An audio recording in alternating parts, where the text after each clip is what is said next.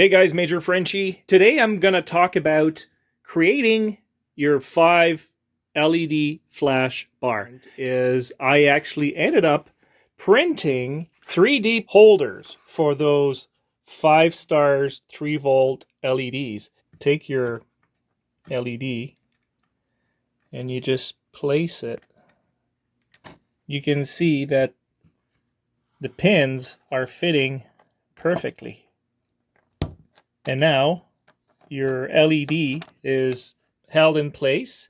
In the middle, there's a little pin that holds it above the flat surface, so you have room to actually wire. I drilled a few holes just so it's easier to fish the wire, and it sits perfectly flat. And once I'm done, I'm just going to glue this basically on my board.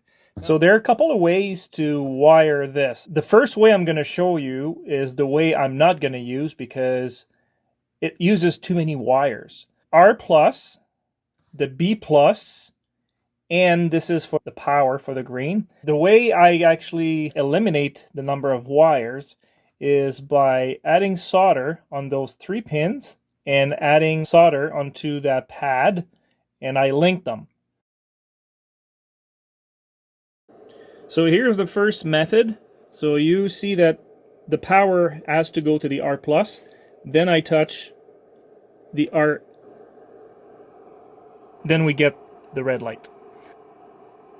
If I touch any other, it's not working because there's no power. So for example, if I want the green to show, then I need the power at the bottom and I need to touch right here. Now we have the green light. And the B+, the B here. So you would need 3 wires or daisy chain these, but I hate daisy chaining. Okay, so I got solder across the 3 pins, and then it overlaps on that pad here. And I'm going to touch all the negatives. Red, the green, and the blue. So you don't need to actually daisy chain or anything like that. So the R, G, and B, each wire will have to go to your controller. So for example, the R would come here, the G would go here, and the B would go here. You would do that for each LED. So basically, you're actually using up 15 ports right off the bat. Now this is what I'm using in my build, Oak Micros all-in-one pinscape. And I will have a tutorial about this. You can see right here that you've got, see, RGB flashers. So look, it's even labeled. It's number 1 red, number 1 green, number 1 blue, and so on. All the ports are labeled and clearly indicated. So this is going to be my left outer LED. The red go to the 1R, the green, the 1G, and then the blue, the 1B, so on. And that's how you basically wire your LED. People are confused with resistors. Some people don't understand what they're for. Resistors are basically to absorb current. This is a 3 volt LED. If you do not use a resistor, it will blow. I have 2.8 volts right now. I'll crank the current on the power supply and we'll see when that LED will blow. 3 volts, 3.5, 3.6, 3.7, 4.3. We just blew it. 4.3 volts is kind of the threshold. This is just that red color that's blown. If I touch the green's going to work, and the blue's going to work as well. Just the red. The red is dead. So that's how you can also diagnose your LED. You can actually use 5 volt, and then you use a resistor to reduce the current. This is the resistor I'm using on my boards. Now that's the board that I've designed, that I used to sell, that I now made open source. There's a link below if you wish to get this printed. It's not necessary, it just makes your cab cleaner, because you will have basically to put a resistor like this on each color. So R, G and B right here.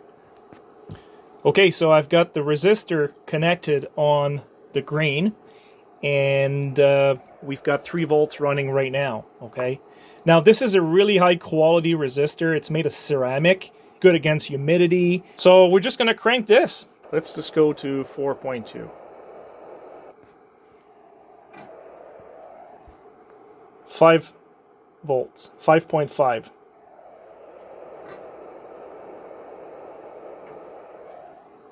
6.3.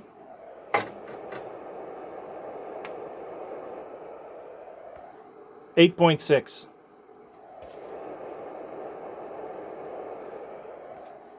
10.4. Got 12 volts.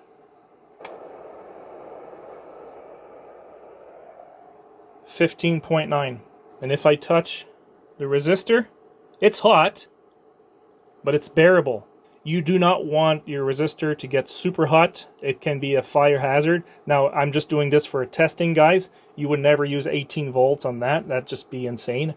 So let's just continue to see when it's going to blow. Got 20. I'll just crank it. 30 volts. Look at this. And that's the max of my power supply. It did not blow.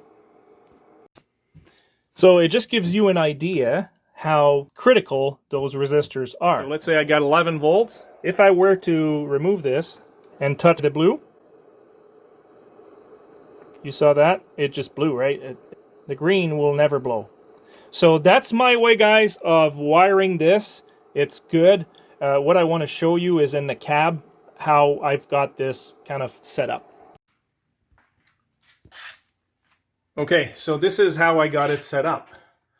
And so I'm going to have my LED bar at the front, and I'm going to have the wire just coming down here.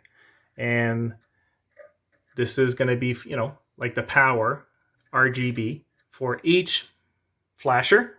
And then here's our resistor, right? Protecting our circuit.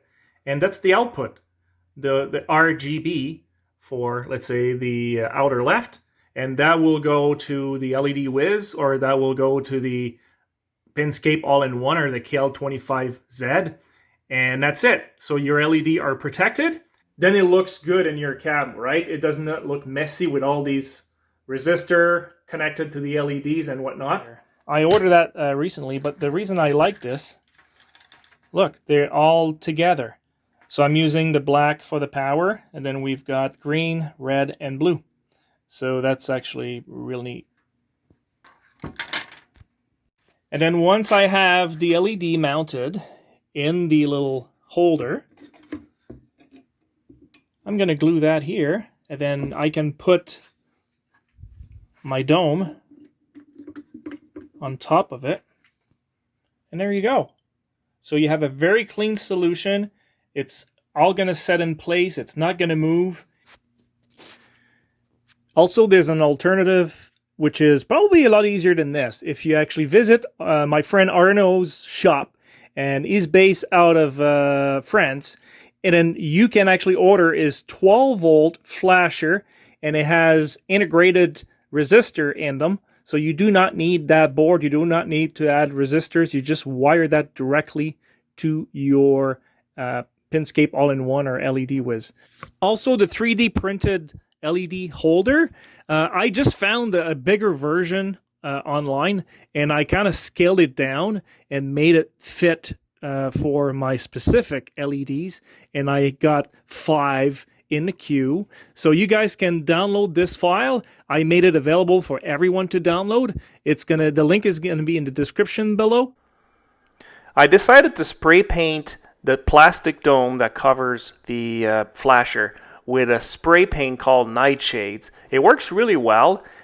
Now what you can see here on the picture is one coat. Now you can coat it as many coats as you want, and I was quite surprised with the result even when the LEDs are turned on. On the right it's the clear plastic, and on the left it's my other one that I painted with one coat. And it actually, I'm quite happy. I might put a second coat, I'm not sure yet. But when the LEDs are turned on, you can't even tell that there's actually paint. So guys, thank you for watching. If you actually want to share your ideas or just like this, just come and visit us on the Discord channel. It's a virtual pinball chat and it's great. We got almost 600 members now sharing ideas. Thank you very much for watching. We'll see you in the next video.